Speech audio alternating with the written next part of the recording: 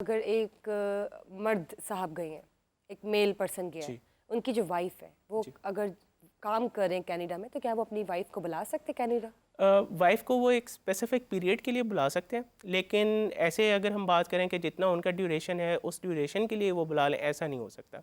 Canada में जो आपने डिपेंडेंट ये एक्चुअली वाइफ़ या बच्चों को बुलाने वाला जो चक्कर होता है, इसे कहते हैं डिपेंडेंट वीज़ा।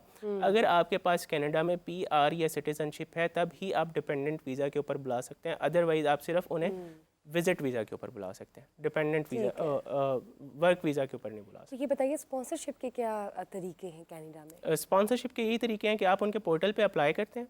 पोर्टल पे अप्लाई करने के बाद जब कंपनी आपका जॉब ऑफ़र जो है आपको ग्रांट कर देती है, तो साथ ही वो स्पॉन्सरशिप लेटर भी जारी करती है कि इस पर्सन की अकोमोडेशन, इस पर्सन का फूड, इस पर्सन की मेडिकल इंश्योरेंस हम प्रोवाइड करेंगे। तो इस तरह से जो है स्पॉन्सरशिप काम करती है ऑल कनाडा राइट, में। तो मुझे ये बताइए, हम कनाडा के बारे में बात करें नाज़रीन, कनाडा की इमिग्रेशन कैसे हो सकती है, आप विजिट वीज़ा पे कैसे जा सकते हैं, जॉब पे कैसे जा सकते हैं, और एम्प्लॉयमेंट आराम से पाकिस्तान में ढूंढ कर भी आप किस तरह जा सकते हैं, और पीआर आपको कितने अरसे में मिल सकती है, और इसके बाद अगर आप वहाँ पर पीआर ले लेते हैं तो फिर आप अपने फैमिली मेम्बर को कैसे स्पॉन्सर कर सकते हैं। हमने तमाम तरीके आपके साथ शेयर किए, और अगर आप ऐसा सोच रहे हैं या आपके इर्द गिर्द कोई ऐसा केस चल रहा है या सिनेरियो चल रहा है और आपको कोई मशवरा चाहिए, तो प्लीज़ इस शो का हिस्सा बनिए। लाइव कॉल्स के ज़रिए टीवी स्क्रीन पर दिए गए नंबर को इस्तेमाल कीजिए और हमें कॉल्स कीजिए, ताकि क्योंकि हमारी कोशिश है कि हम वकील ऑनलाइन के प्लेटफॉर्म से आपके तमाम मसाइल का हल निकाल सकें। Moving on towards the second category when we talk about immigration of about Gulf countries. तो सर मुझे ये बताइए, जब गल्फ कंट्रीज़ की बात की जाती है तो अमंगस्ट गल्फ कंट्रीज़ इस वक्त कौन सा कंट्री पीक पर है जिसकी इमिग्रेशन बहुत ईजी है? जी। गल्फ़ कंट्रीज़ में अगर हम बात करें, सबसे पहली बात ये कि पाकिस्तान से इमिग्रेशन के थ्रू जो बंदे बाहर जाते हैं वो सबसे ज़्यादा जाते ही गल्फ़ कंट्रीज़ के अंदर हैं।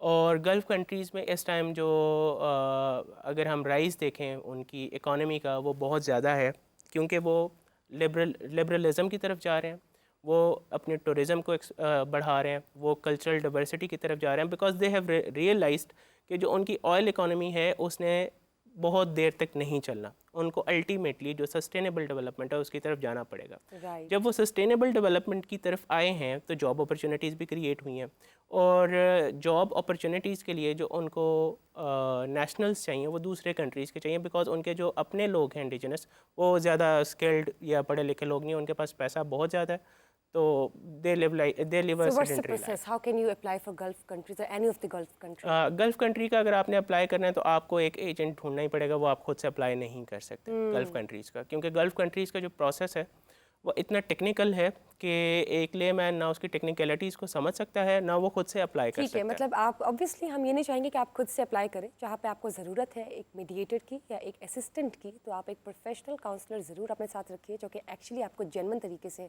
गाइड भी करे और आपको सही आपके एम्बिशन और गोल जो है आपको अचीव करवा सके। लेकिन उसके साथ साथ मैं चाहूँगी कॉलर ऐड करें और हम इस कॉन्वर्सेशन को यहीं से कंटिन्यू करेंगे। जी अस्सलाम वालेकुम, वेलकम टू वकील ऑनलाइन।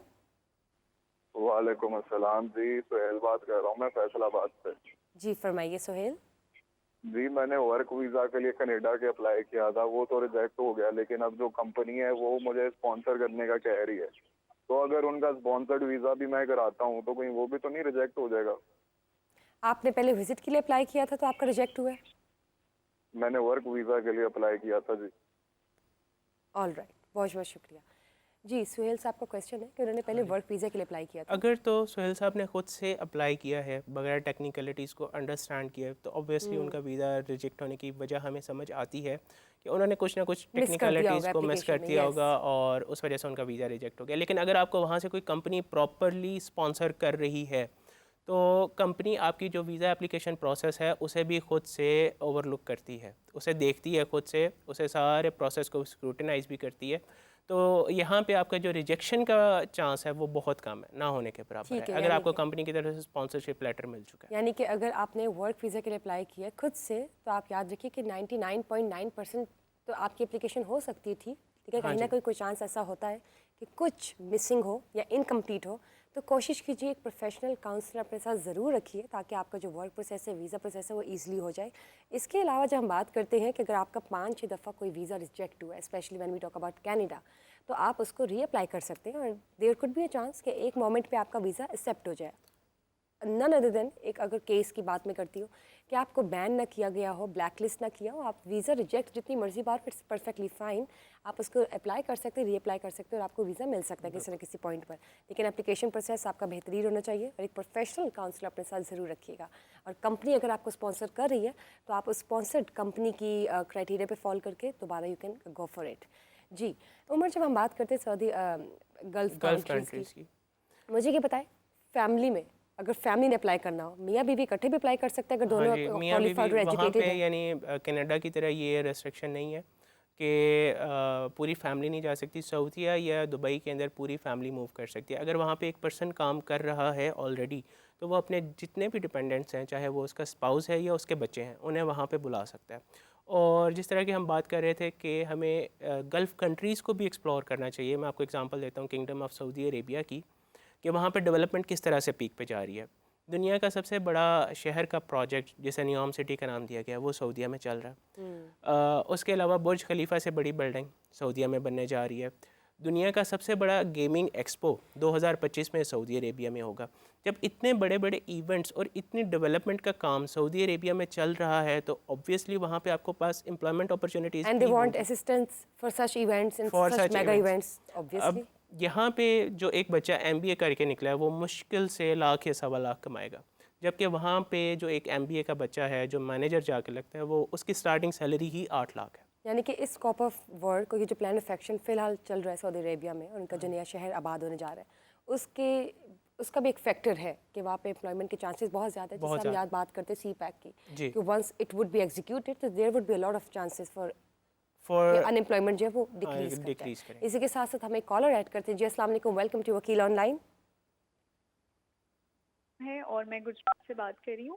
मैं वर्क वीज़ा अप्लाई करना चाह रही हूँ, लेकिन मुझे नॉलेज नहीं है कि मुझे किस कंट्री में करना चाहिए, और मैं ये चाह रही हूँ कि मुझे कोई ऐसी कंसल्टेंसी फर्म या कोई ऐसा रिलायबल सोर्स मिले जो मुझे सारी इन्फॉर्मेशन भी प्रोवाइड कर सके और मुझे ये भी बता सके कि मैं किस कंट्री के लिए ज़्यादा ईजी होगा अप्लाई करना, क्योंकि उसके बाद फिर मैंने अपने हस्बैंड को भी बुलाना है। तो काइंडली मुझे बताएं मेरे लिए कौन सा कंट्री सबसे ज़्यादा बेहतर हो सकता है। आपका नाम मोहतरमा? अनम। अनम, आप बताइए आपकी क्वालिफिकेशन क्या है? मैंने पीएचडी की है। सब्जेक्ट आपका जी? मेरा उर्दू में है। बहुत शुक्रिया आपका, थैंक यू अनम, हमारे साथ प्रोग्राम देखते रहिएगा। जी जी, उमर, उनकी पीएचडी उर्दू में है। हाँ जी, अक्सर ऐसा भी होता है कि कुछ स्पेसिफिक फील्ड्स होती है हाँ जी, जो डिफरेंट कंट्रीज में ज़्यादा स्कोप पे होती हैं, उसका बताइए। जी। अगर ये बाहर वाले किसी मुल्क में जाना चाहती हैं और ख़ुद से अपने प्रोसेस को परसू करना चाहती हैं, अप्लाई करना चाहती हैं, तो मेरी इनकी एडवाइस ये है कि ये अपनी डेस्टिनेशन यूरोप रखें और यूरोप के उन 28 मुल्कों में से कोई एक मुल्क रखें जो शेंजन जोन के अंदर आते हैं, क्योंकि उनमें से अगर किसी एक मुल्क का इनका वीज़ा लगता है तो ये वीज़ा फ्री उन 28 से 29 ममालिक में फिर सकती हैं।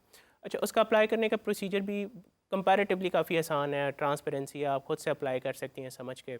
आप माशाल्लाह से लिटरेट भी हैं काफ़ी ज़्यादा। तो हम पहले 2 शोज़ में भी इस प्लेटफॉर्म का जिक्र कर चुके हैं कि यूरोप में जो कंट्रीज़ हैं, जो 28 मुल्क हैं जो शेंजन वीज़ा प्रोवाइड करते हैं, उनका एक कंजाइंट प्लेटफॉर्म है यूरस, EURES। आप उस पर जाएंगी और आप उस पर जॉब सर्च कर लेंगे, आपको अपनी जॉब, अपनी फील्ड से रिलेटेड जॉब ईज़िली मिल जाएगी। उन्होंने कैटेगराइज़ किया हुआ है जॉब्स को।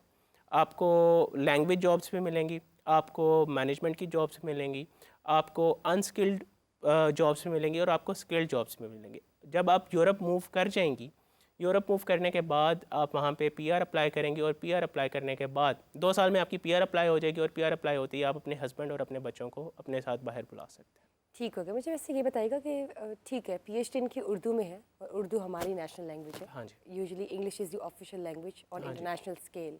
तो चांसेस होते हैं कि अगर आपने सर्टन कस्टमाइज्ड जी, सब्जेक्ट्स में अगर बिल्कुल पीएचडी चांसेस की होते हुई हैं। हो तो भाई स्कोप अगर होता है आपने उनका। किसी लैंग्वेज के अंदर किया हुआ है या किसी एक ऐसी डिसिप्लिन के अंदर आपने पीएचडी की हुई है, तो बिल्कुल उसके अंदर चांसेस हैं, बल्कि इसको ज़्यादा प्रमोट किया जाता है क्योंकि इधर लोग बहुत कम होते हैं।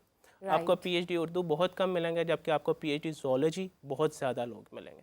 तो इन लोगों के आगे बढ़ने के चांसेस, इन लोगों के लिए जॉब अपॉर्चुनिटीज़ कंपैरेटिवली ज़्यादा होती हैं। ये हमारे यहाँ एक गलत चीज़ बनी हुई है, एक मिसकंसेप्शन है कि अगर आपने उर्दू में की हुई है या आपने पंजाबी तो में आपके की पास हुई है, मतलब वो वैरायटी नहीं होगी आगे जाके, आगे बल्कि- वैरायटी नहीं होगी, बिल्कुल। लेकिन ऐसा नहीं है। अगर आपने उर्दू में पीएचडी की हुई है, एमफिल किया हुआ है या पंजाबी में किया हुआ है, तो आपके लिए जॉब अपॉर्चुनिटीज़ कंपैरेटिवली उस बच्चे के जिसने साइंसेज में किया हुआ है बहुत ज़्यादा। इंटरनेशनली व्हेन वी टॉक हाँ अबाउट। जी। बहुत बहुत शुक्रिया।